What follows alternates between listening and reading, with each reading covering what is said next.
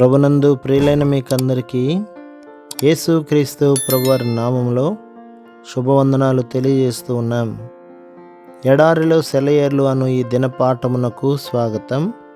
జనవరి 28. దేవాసక్తితో మీ ఎడల ఆసక్తి కలిగి ఉన్నాను. కొరింథీయులకు రాసిన 2వ పత్రిక 11వ అధ్యాయం 2వ వచనం. అనుభవము గల వైణికుడు తన వీణను ఎంత ముద్దుగా చూసుకుంటాడు. పసిపిల్లవాడిని హక్కున చేర్చుకున్నట్టు దాన్ని నిమురుతూ మురిసిపోతూ ఉంటాడు. అతని జీవితమంతా దానితోనే ముడిపడి ఉంది. కానీ దాన్ని శృతి చేసేటప్పుడు చూడండి, దాన్ని గట్టిగా పట్టుకుంటాడు.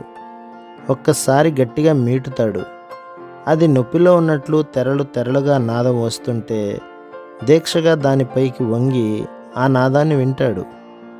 దాని శబ్దం సరిగ్గా లేకపోతే ఆ తీగను లాగి బిగిస్తాడు. అది బిగువుగా తెగిపోవడానికి సిద్ధంగా ఉన్నట్టు కనిపించినప్పటికీ మళ్ళీ గోటితో గట్టిగా మీటుతాడు. అలా ఆ ధ్వని అతనికి సంతృప్తికరంగా వినిపించి అతని మొహంలో చిరునవ్వు విరిసేదాకా ఆ వేణును అలా హింసిస్తాడు. దేవుడు నీ జీవితంలో కూడా ఇలానే చేస్తున్నాడేమో గమనించు. ఏ వైణికుడు తన వీణను ప్రేమించినంతగా ఆయన నిన్ను ప్రేమిస్తున్నాడు. నీలో అన్ని అపశృతులే. నీ హృదయ తంతుల్ని ఏదో ఒక శ్రమతో కఠినంగా సాగదీస్తాడు. నీ వైపుకు శ్రద్ధగా వంగి ఆలకిస్తూ నిన్ను గోరుతో మీటుతాడు. నువ్వు బాధలో కోపంగా కరుకుగా గొణుగుకుంటే నీ గురించి ఆయన హృదయం గాయపడుతుంది.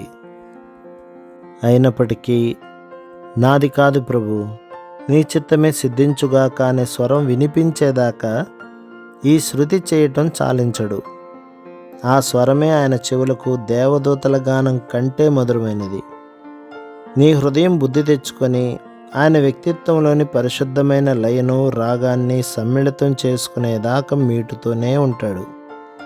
1000 తీగల వీణ పలికే రాగాలు, ప్రేమ స్వరాల్లో మారుమ్రోగే సరాగాలు, ఆ మధురిమను చెరిచే అపశృతులు, తెగిన తీగల విషాద గతులు.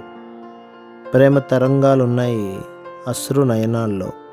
కిరీటం ఉంది సిలువ మోసిన చేతుల్లో. శ్రమించినవాడు విజేత కాలేడు, కష్టపడినవాడు విశ్రాంతి పొందలేడు. దౌర్భాగ్యపు కన్నీళ్ళు ఆనంద బాష్పాలు కావాలంటే రెండూ కోరుకో, లేకుంటే ఏ ఒక్కటి దక్కదు. ఒక్కటే కావాలంటే తట్టుకోలేదు హృదయం.